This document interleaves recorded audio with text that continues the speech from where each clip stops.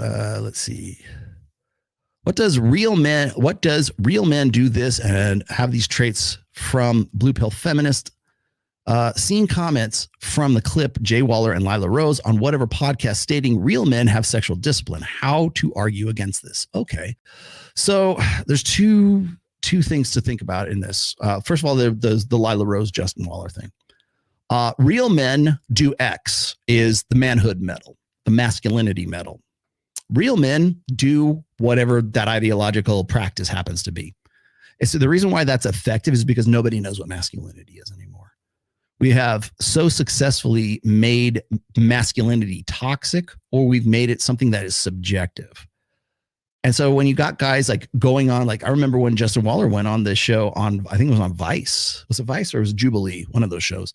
And he's sitting there with these guys who are just these really weesh, kind of like, fey, effeminate guys. And every one of those guys define masculinity as something that's just like particular and subjective to them. Well, I'm a guy, I have a penis. And so this is what masculinity means to me. I'm living my truth, right? Which is basically emotionalism, a language. It's emotional, the language of emotionalism taught to those guys by a gynocentric social order that knows that it is better for men to question what is masculine and what is not, to be either confused about it or to self-loathe, to hate their masculinity, to decide that it's like all masculinity is toxic, except for the stuff that we say. So that's where you get this. Tradcons will do this. You'll get even wokesies, even the leftist progressives will do the same thing. A real man does X.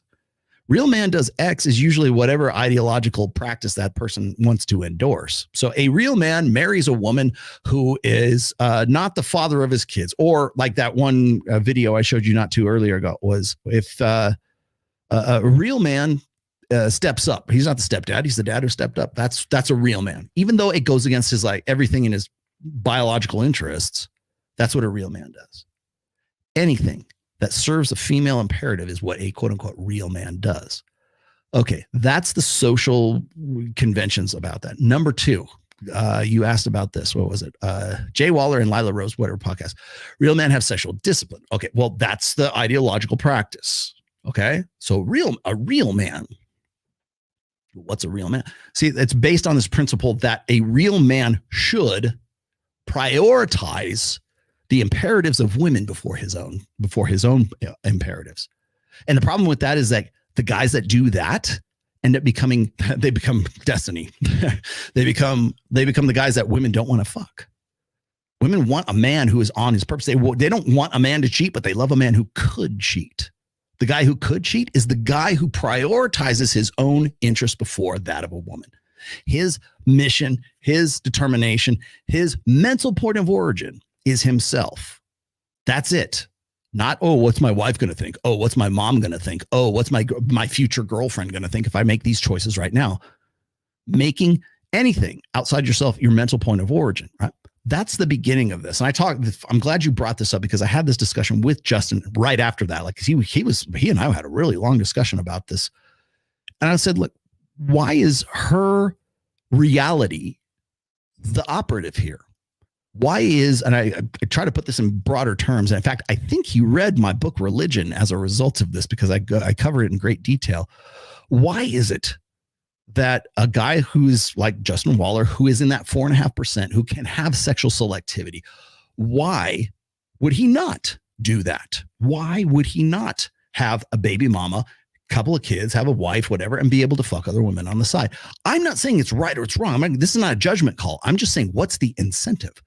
And that leads me to believe that the only reason someone like Lila Rose is trying to like scold him for doing that is because she's trying to force him back into the feminine reality, into the gynocentric social order, into what in a moralistic sense. Why does her or womankind's priorities supersede men's priorities? Why wouldn't he? How come the correct answer isn't, why aren't you on board with this? This is the way we ought to do it. This is the way things worked out. This is my operative. How come you're not on board with me being, closed on my end and open on my end and closed on her end? No one questions that.